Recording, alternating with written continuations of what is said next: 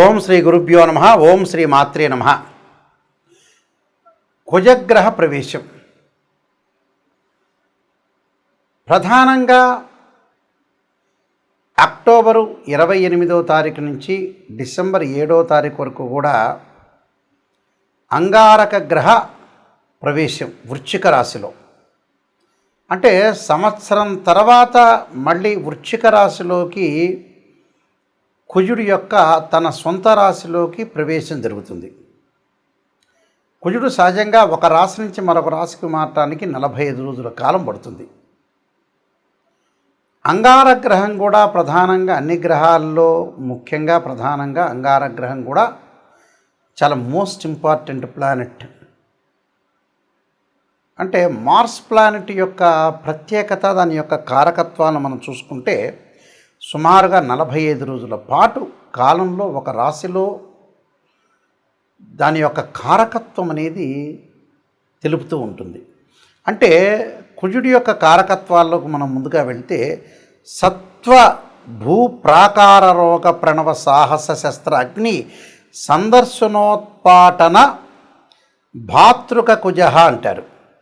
అంటే అంగారక గ్రహము భూ సంబంధమైన వ్యవహారాల్లోను, కోర్టులు, రియల్ ఎస్టేటు, అన్నదమ్ముల విషయాల్లో, శారీరక బాధలు, కెమికల్ కంపెనీలు, మిషనరీలు, మార్కెటింగు, భూమి, ఇండ్ల నిర్మాణం, న్యాయ వ్యవస్థ, న్యాయవాదులు, రక్షణ శాఖ, మిలిటరీ, రక్షక భటులు, సైన్యము, మేనేజ్మెంటు, భూములు అమ్మడము కొనడము, రియల్ ఎస్టేటు, కన్స్ట్రక్షను, మెడికల్ ల్యాబొరేటరీసు, మేస్త్రీ పనులు, యంత్ర సంబంధమైన విషయాలు, మెకానికల్ ఇంజనీరింగ్, మెకానిక్లు, రోగాలు, శస్త్రచికిత్సలు, అగ్ని భయాలు కలిగేదే. అంటే అగ్ని భయములు ఇలాంటివన్నీ కూడా అంగారకుడు యొక్క కారకత్వాలని జ్యోతిష్ శాస్త్రం చెప్పబడింది. అంటే సత్వ భ్రూ ప్రాకార రోగ ప్రణవ సాహస శస్త్ర అగ్ని సందర్శోత్పాటన భాతృక కుజ అన్నారు. అంటే కుజుడు సహజంగా మనకి ఇవన్నీ కూడా గోచారరీత్యా చెప్పబడే ఫలితాలు. బర్త్ చార్ట్కి గోచారానికి చాలా లాట్ ఆఫ్ డిఫరెన్స్ ఉండాలి, గుర్తుపెట్టుకోవాలి.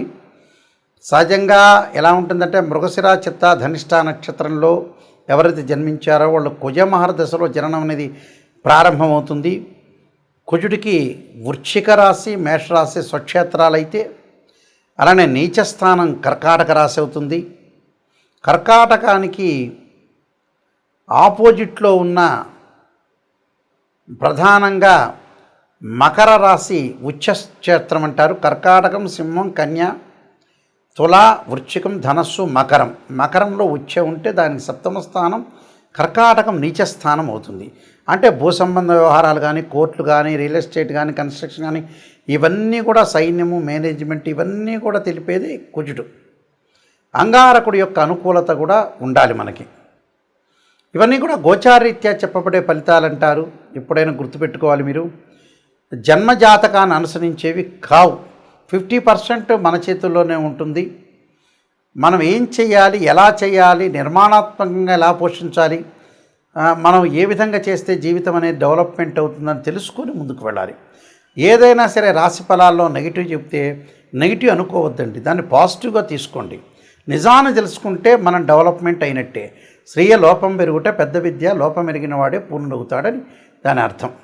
కర్కాటక రాశి వాళ్ళకి ముఖ్యంగా ప్రధానంగా అంగారకం గ్రహం ఏ విధంగా ఉండబోతుంది ఈ మాసంలో చూసుకునేటట్టయితే, కుజుడు ముఖ్యంగా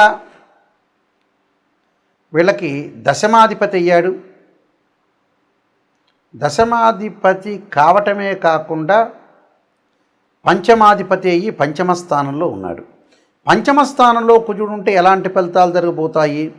దేహజాఢ్యంచ సంతాప కాలత్రికమ భోజనం. అంటే సరైన సమయంలో భోజనం చేయకపోవటం, దేహానికి సంబంధించిన రోగాలు రావటం, అశుభవార్తలు వినే అవకాశాలు ఎక్కువ ఉంటాయని అర్థం. రోగము, విచారము, అకాల భోజనము. అంటే దురితం కర్మలాభచ్చ భౌమ పంచమస్థతే అంటారు. అంటే పంచమ సంస్థితి అంటారు.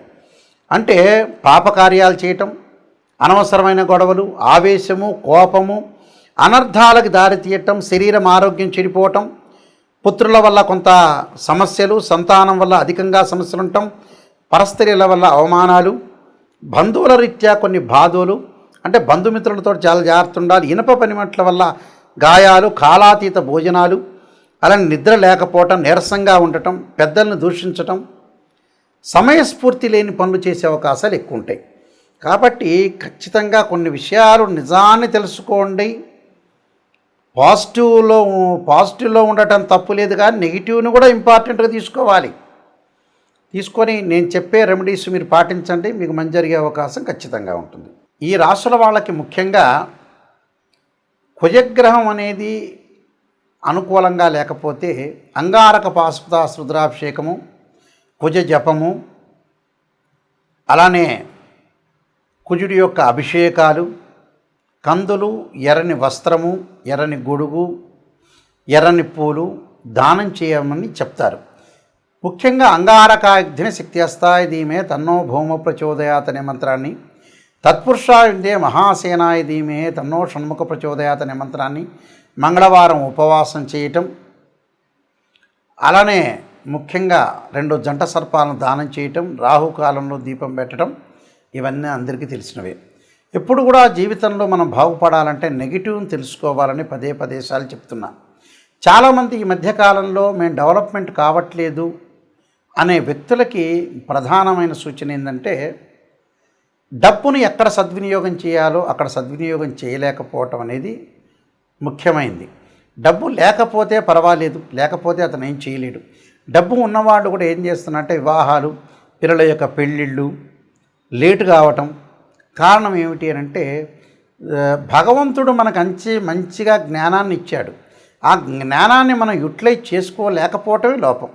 ఒక పర్సన్ ఉన్నాడనుకోండి, అతను మ్యారేజ్ బ్యూరోలో డబ్బులు ఎక్కువ అడుగుతున్నారని, లేకపోతే ఆస్ట్రాలజర్స్ ఎక్కువ అడుగుతున్నారని, లేకపోతే ఆ పెళ్లి సంబంధం వస్తే అంత దూరం హైదరాబాద్ నుంచి రాజమండ్రి, గుంటూరో, లేకపోతే హైదరాబాద్ నుంచి ఆదిలాబాదో లేదా బాంబేనో వెళ్ళాలని డబ్బులు ఖర్చు పెట్టాలనే ఉద్దేశంతో డబ్బులు ఖర్చు పెట్టలేకపోవటం, సరైన సంబంధం వచ్చినప్పుడు చేసుకోలేకపోవటం, సరైన ఇల్లు వచ్చినప్పుడు తీసుకోలేకపోవటం, అంటే ఏదైనా కోర్టు సమస్యలు, కోపము, ఉద్రిక్తము, ఆవేశం బాగా పెరిగే అవకాశాలు కూడా కుజుడితోనే ఉంటాయి.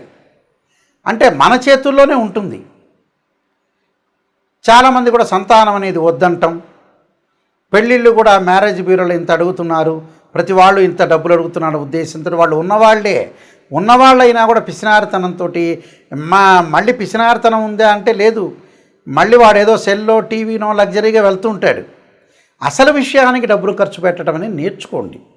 చాలామంది కూడా వివాహాలు కుజదోషం అంటారు. 2, 4, 7, 8, 12 స్థానాల్లో ఉంటే దాన్ని కుజదోషం అంటారు. 13 నక్షత్రాలకు కుజదోషం అనే ఎగ్జంప్షన్ ఉంటుంది. కొన్ని రాసులకు కానీ కొన్ని లగ్నాలకు కానీ కుజదోషం అనేది వర్తించదు. కేవలం వివాహానికి కుజదోషమే కాదు, శుక్రదోషం ఉంటుంది. ధనం సంపాదించిన కుజదోషమే కాదు, గురువు కూడా అనుకూలంగా ఉండాలి. అలాగా మనం చేసే పని అనేది ఏంటి, కరెక్టా కాదా అనేది తెలుసుకొని ముందుకు వెళ్ళాలి. ఎక్కడ మిస్టేక్ చేస్తున్నా ఆ మిస్టేక్ను మనం ఎలా సవరణ చేసుకోవాలి అనే విషయాల్లో మీరు చాలా జాగ్రత్తగా ఉండి డబ్బును దేని ఖర్చు పెట్టాలి, ఏది అవసరం, అతను నిజం చెబుతున్నారా లేదా. మా దానిలో కూడా ఆర్ఎంపీ డాక్టర్లు, ఎంబీబీఎస్ డాక్టర్లు, ఎంఎస్ డాక్టర్లు ఉన్నారు. సరైనగా మీకు అనుగుణంగా చెప్పే వ్యక్తులు కూడా ఉన్నారు చాలామంది. అంటే మీరు నెగిటివ్ను మీరు జీర్ణించుకోలేరు కదా.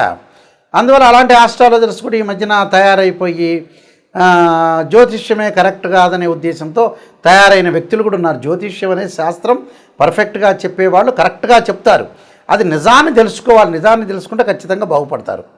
ఇలాంటి విషయాలన్నీ కూడా చాలా జాగ్రత్తగా మీరు ముందుకు వెళ్ళాలి. నా పుస్తకాలన్నీ మీరు చదవచ్చు. ఈ కుజగ్రహం గురించి, వాటి గురించి కాలసర్ప యోగం అనే పుస్తకము, కాలసర్ప యోగ చంద్రిక, రాహుకేతులు, ఛాయాగ్రహాలు, అలానే జాతక చంద్రిక, వివాహ మార్తాండము, సర్వదేవతా గోత్రపులు, స్వప్నశాస్త్ర ఫలదీపిక, బృహత్ పరిహార సింధు, ఇలాంటి number of books Mohan publication వాళ్ళు ప్రింట్ చేశారు. నాయకంటి మల్లికార్జున శర్మ బుక్స్ అని కొట్టినా వస్తుంది. www.nayakanti.com కానీ .in కానీ కొడితే కూడా మీకు వస్తుంది. ఇవన్నీ కూడా వెబ్సైట్ అనేది చూడండి.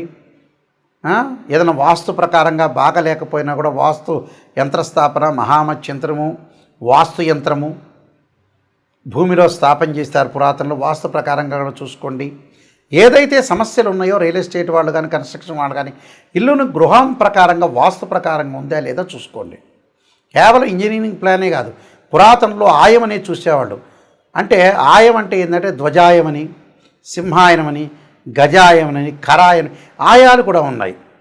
ఆయాన్ని బట్టే మనం ఏదైతే పొడవు వెడల్పును లెంత్ను లెక్క వేస్తే మనకి ఏ ఆయం వచ్చింది, ఆ ఇంట్లో ఉంటే ధనం ఎంత, రుణం ఎంత, నక్షత్రం ఏంటి, ఆ ఇల్లు ఎన్ని సంవత్సరాలు ఉండగలుగుతుంది, ఇలాంటివన్నీ కూడా మీరు చూడండి. జ్యోతిష్ శాస్త్రం వాస్తు ప్రకారంగా ఎంతో డెప్త్గా వెళితే అన్ని విషయాలు రాశారని కూడా బయటకు వస్తాయి. ఖచ్చితంగా మా వెబ్సైట్ చూడండి, www.nayakanti.com ఆర్ nayakanti.in చూడండి, మీరు అన్నీ తెలుసుకోండి. ప్రతిదీ కూడా నా కాంటాక్ట్ నెంబర్ ఉంటుంది, ఆ కాంటాక్ట్ నెంబర్కి మీరు కాల్ చేయండి. ఖచ్చితంగా మీకు అన్ని విషయాలన్నీ కూడా క్లియర్గా నేను చెప్పేటప్పుడు కూడా మీరు వాయిస్ రికార్డింగ్ పెట్టుకోవచ్చు. జాతకం నేను చెప్పేటప్పుడు అందరూ కూడా must and should voice recording పెట్టుకోండి, నిజాలు తెలుసుకోండి, మీరు ముందుకు వెళ్ళండి. అబద్ధపు ముసుగులో ఉండొద్దండి.